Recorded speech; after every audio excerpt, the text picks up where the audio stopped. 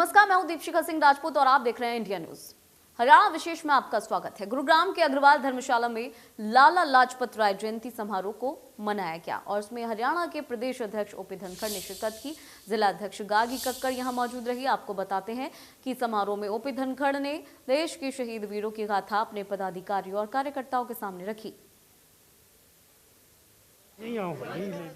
Bharatiya Janata party ने हरियाणा के हर जिला केंद्र पर लाला लाजपत राय जी शेरे पंजाब की जयंती समारोह आयोजित किया है। इतने अच्छे उस समय के सोच वाले व्यक्ति थे कि पहला राष्ट्रीय बैंक पंजाब नेशनल बैंक की स्थापना उन्होंने की।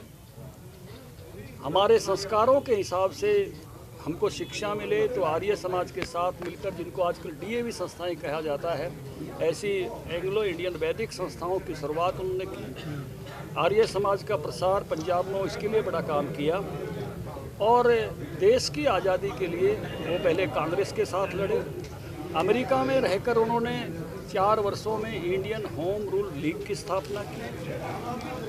जब यहाँ कांग्रेस के साथ उनको लगा कि कांग्रेस अंग्रेजों के साथ तालमेल से चल रही है, तो अपनी अलग पार्टी मदन मोहन मालवीय के साथ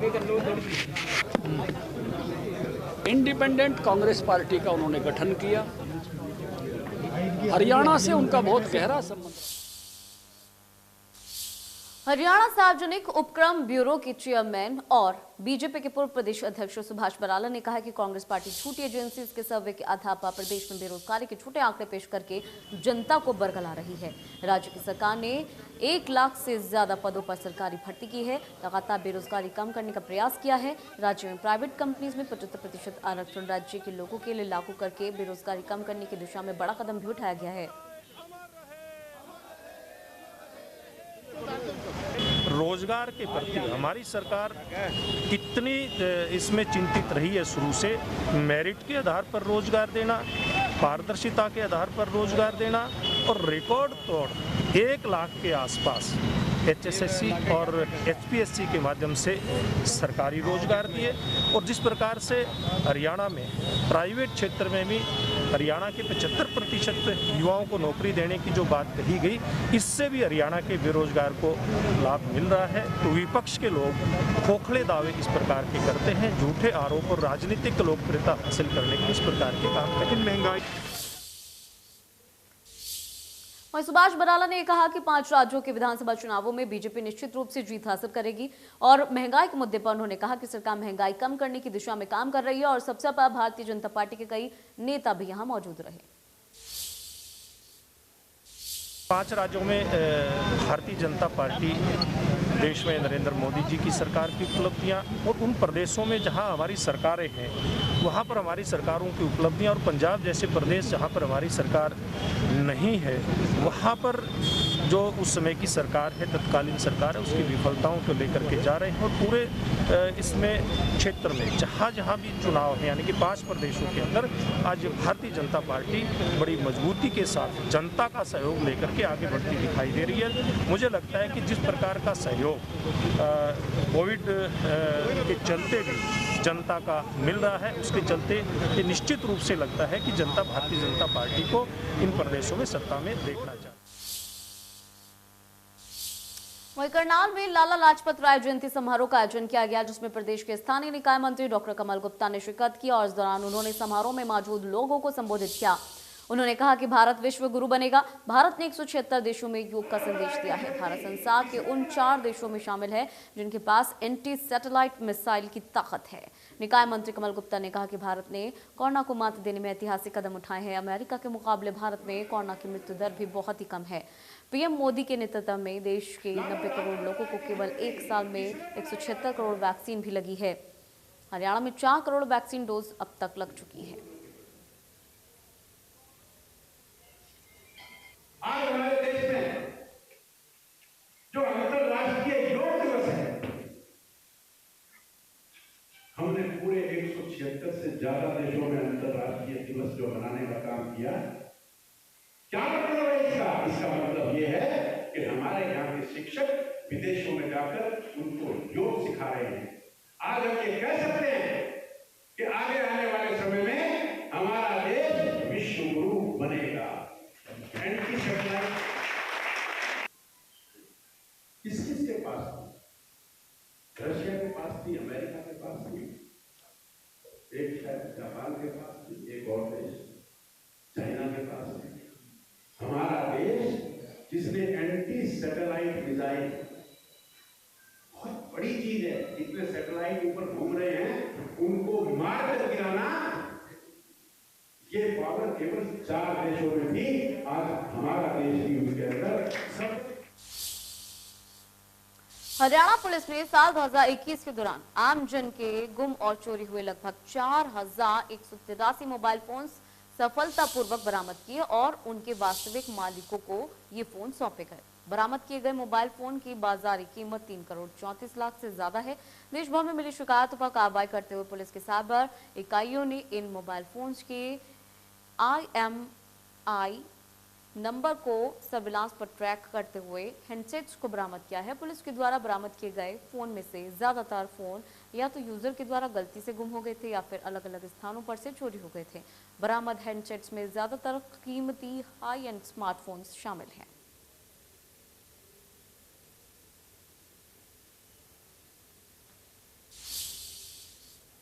पानीपत के किसान भवन में भारतीय किसान यूनियन की प्रदेश स्तरीय मासिक बैठक आयोजित की गई, जिसमें चर्चा करते हुए भारतीय किसान यूनियन के प्रदेश अध्यक्ष रतन मान ने 31 जनवरी को संयुक्त किसान मोर्चा के आह्वान पर प्रदेश भर में जिला मुख्यालय पर प्रधानमंत्री मोदी का पुतला फूंकने का आह्वान किया। रतन मान ने आरोप लगाए हैं कि 55 दिन पहले केंद्र सरकार ने लिखित समझौता संयुक्त किसान मोर्चा के साथ किया था, लेकिन अभी तक एक कदम भी आगे नहीं बढ़ाया गया है। जो कि किसानों पर मुकदमे दर्ज हुए हैं वो भी वापस नहीं लिए गए हैं। रतन मान ने कहा कि सरकार के द्वारा उनकी अनदेखी किए जाने से अब संयुक्त किसान मोर्चा बहुत ही नाराज हो चुका है। उन्होंने फैसला लिया है कि 25 जनवरी को देश के प्रधानमंत्री का पुतला फूंका जाए। साथ ही उन्होंने ये भी कहा कि 5 जनवरी को पानीपत किसान भवन में किसान नेता चौधरी छोटू राम की जयंती धूमधाम से मनाई जाएगी, जिसमें मुख्य अतिथि के तौर पर जेटीपी नेता अजय चौटाला मौजूद रहेंगे। आज हमारे भारतीय प्रदेश अध्यक्ष रतन मान जी ने संगठन को मजबूत करने के लिए 31 तारीख के दिशा निर्देश दिए हैं। हमने कहाँ क्या मजबूती करनी है, कहाँ पुतला फूकना है, तो उस बारे में और जयंती के बारे में हम सभी ने मीटिंग की थी 5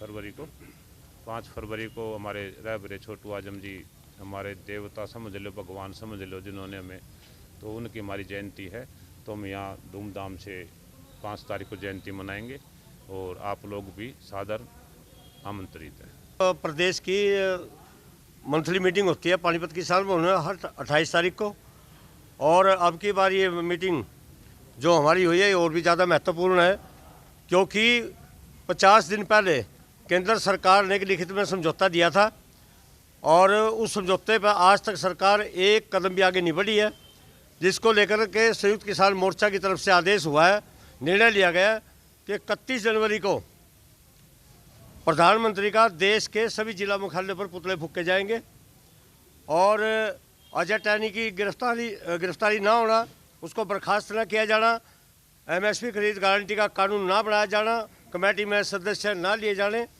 तो ये सारे मुद्दे अभी हमारे मुआवजे का है, गिरफ्तारी के जो मुकदमे बने हैं किसानों को पूर्ण रूप से वापस न लिए जाने, इन मुद्दों को लेकर के 31 तारीख को जिला मुख्यालय पर पुतले प्रधानमंत्री के जलाए जाएंगे। हरियाणा राज्य सतर्कता ब्यूरो ने बिजली बोर्ड के जेई को पूर्व सरपंच से 5000 रुपए रिश्वत लेते हुए रंगे हाथों गिरफ्तार किया है। गिरफ्तार आरोपी की पहचान जिला करनाल के निसिंग में तैनात जेई अमित कुमार के रूप में हुई है। गांव के पूर्व सरपंच गुरलाल ने शिकायत दर्ज कराई थी कि आरोपी ने करनाल जिले के बालू गांव में हरिजन चौपाल के बिजली ट्रांसफार्मर को बदलने की एवज में पैसे की मांग की थी और शिकायत पर कार्रवाई करते हुए विजिलेंस ब्यूरो ने नेतृत्व में एक टीम ने जाल बिछाया और आरोपी जेई को 5000 रुपए की रिश्वत लेते हुए रंगे हाथों गिरफ्तार किया। आरोपी के खिलाफ ब्यूरो थाना करनाल में भ्रष्टाचार निरोधक अधिनियम के तहत मामला भी दर्ज किया गया है। आगे की जांच शुरू की गई है। विजिलेंस थाना में शिकायत प्राप्त हुई थी। एक सरपंच हैं, एक गुरलाल जो बालू गांव से हैं, उन्होंने शिकायत दी थी कि ट्यूबवेल का जो उनका ट्रांसफार्मर जल गया था वहाँ पे हरिजन चौपाल में, और उसको बदलने के रिगार्डिंग जो ये एलएम हैं जो जेई के पद पे काफ़ी समय से कार्य कर रहे थे नीसिंग में, और उनके साथ उनकी पैसों की वार्तालाप हुई है और पैसों की वो मांग कर रहे हैं। जिस शिकायत पर टीम गठित करके रेड की गई तो ये रेड हैंडेड पकड़े गए। विजिलेंस की टीम से कार्रवाई ये जारी रहेगी और मेरी आप लोगों के माध्यम से सभी से ये अपील भी रहेगी, यदि कोई किसी प्रकार की भ्रष्टाचार की शिकायत कोई अगर करना चाहता है तो स्टेट विजिलेंस ब्यूरो के ऑफिस में आ सकते हैं, अपनी शिकायत दर्ज करवा सकते हैं, उन पे कार्रवाई जरूर हो। अपनी मांगों को लेकर आंगनवाड़ी वर्कर्स ने प्रदेश भर में ट्रैक्टर मार्च निकालते हुए प्रदेश का विरोध का ऐलान किया है। ट्रैक्टर मार्च में हजारों की संख्या में शामिल हुई आंगनवाड़ी वर्कर्स ने सरकार के खिलाफ नारेबाजी की और जल्द से जल्द मांग पूरी करने की अपील की। तो दो तस्वीरें आप देख पा रहे हैं जो कि करनाल और रोहतक से आ रही हैं, जहां हजारों की संख्या में महिलाएं इस विरोध में शामिल हुई। और ये देखिए, आप देख सकते हैं तस्वीरों में कि इस तरह से प्रदर्शन जो है वो किया जा रहा है आंगनबाड़ी वर्कर्स का। ट्रैक्टर मार्च भी निकाला गया। करनाल में आंगनबाड़ी वर्कर्स ने आंदोलन के दौरान कोरोना गाइडलाइंस का पालन भी नहीं किया। प्रदेश भर में आंगनवाड़ी वर्कर्स अपनी मांगों को लेकर लगातार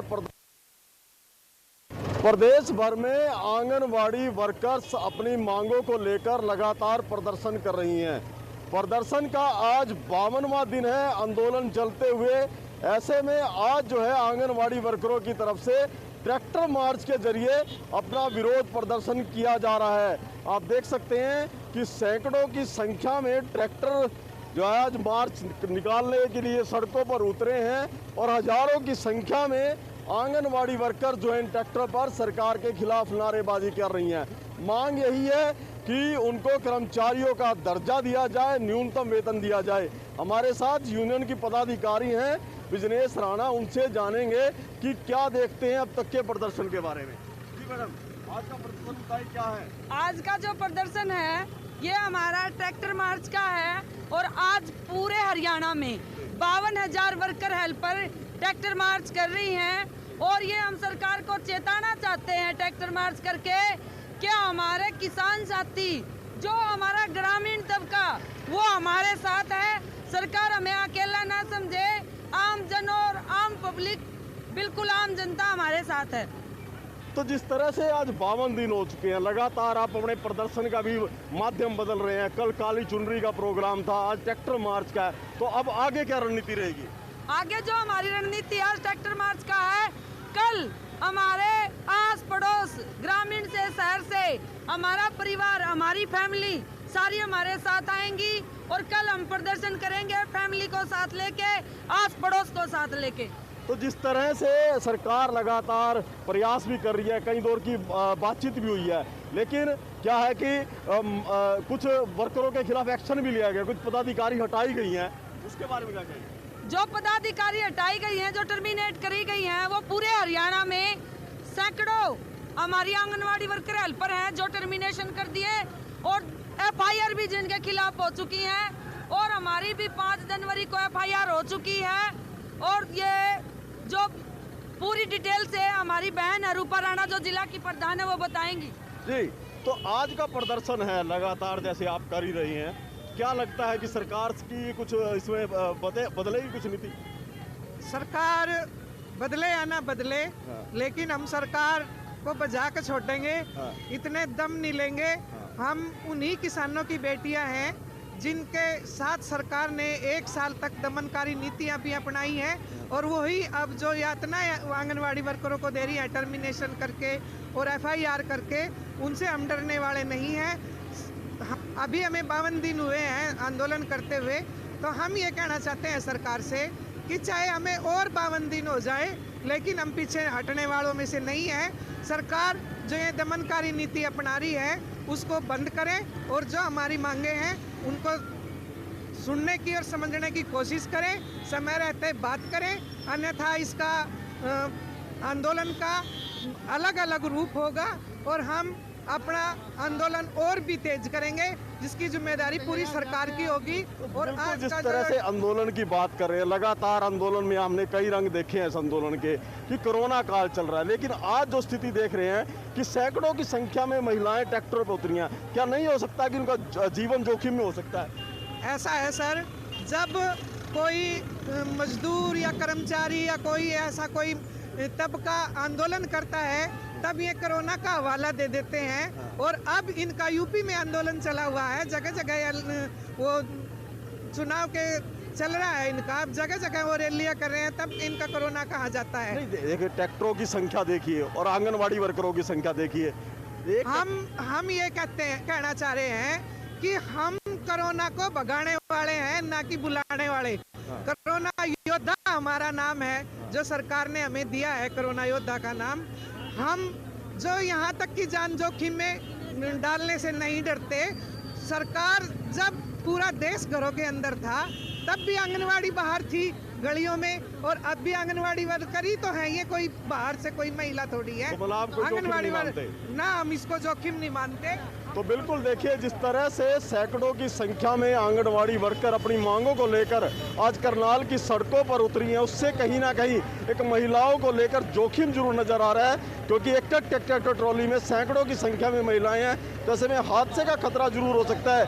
लेकिन जिस तरह से प्रदर्शन जारी है, वो अपनी मांग पर अड़िग है और वो किसी तरह का जोखिम इसे करार नहीं दे रही। करनाल से महेंद्र सिंह, इंडिया न्यूज, हरियाणा। वहीं हरियाणा विद्यालय शिक्षा बोर्ड ने एचटेट परीक्षा के रिजल्ट घोषित कर दिए हैं। लेवल 1 यानी कि पीआरटी के 13% से ज्यादा और लेवल 2 यानी कि टीजीटी के 4.30% और लेवल 3 यानी पीजीटी के कुल 14.52% अभ्यर्थी पास हुए हैं। एचटेट परीक्षा का परिणाम बोर्ड की वेबसाइट पर भी देखा जा सकता है। 18 और 19 दिसंबर को एचटेट की परीक्षा हुई थी। ये परीक्षा 3 चरणों में आयोजित करवाई गई थी, जिसमें कुल 1,87,951 अभ्यर्थियों ने हिस्सा लिया था, परीक्षा दी थी।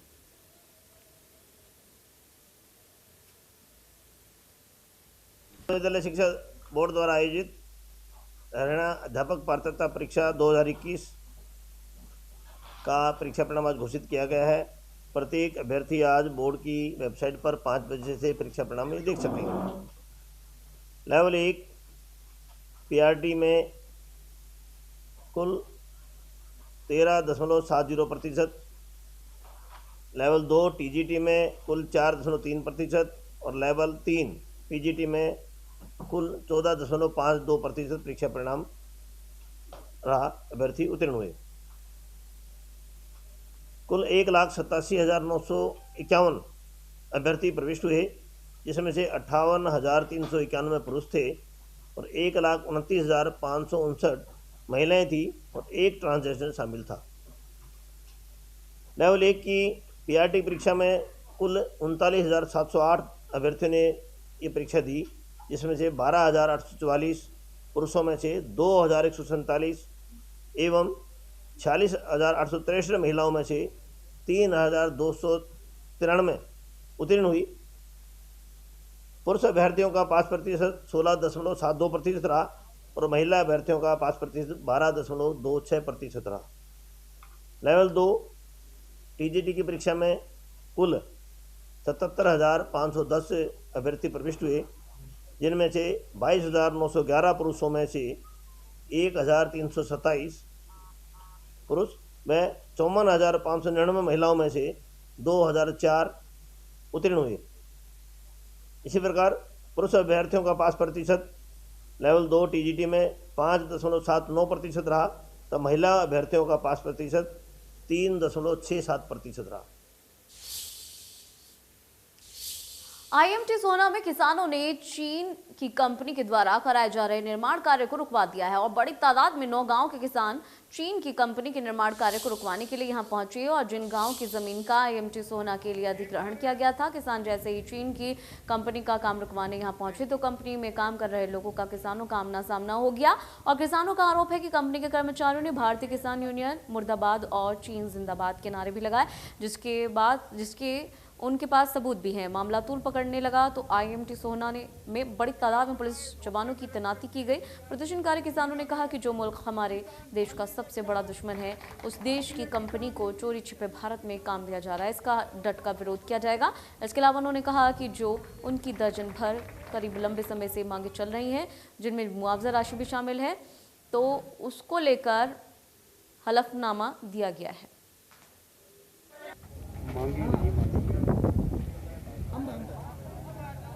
तो बता दें कि IMT सोहना में ये बड़ा विवाद देखने को मिला, जहां चीनी कंपनी को बनने से रोकने के लिए किसान पहुंचे। अंबाला में पंडित केदारनाथ हॉस्पिटल एवं चैरिटेबल ट्रस्ट की तरफ से नेक पहल की गई। जी हां, स्वास्थ्य विभाग को कोविड सेल्फ टेस्ट किट दी गई। अब आपको बता दें कि सेल्फ टेस्टिंग किट हाल ही में लॉन्च भी की गई। पंडित केदारनाथ हॉस्पिटल एवं चैरिटेबल ट्रस्ट की तरफ से स्वास्थ्य विभाग को 900 टेस्टिंग किट्स दी गई हैं। अंबाला CMO डॉक्टर कुलदीप शर्मा ने मेयर शक्ति रानी शर्मा का धन्यवाद किया।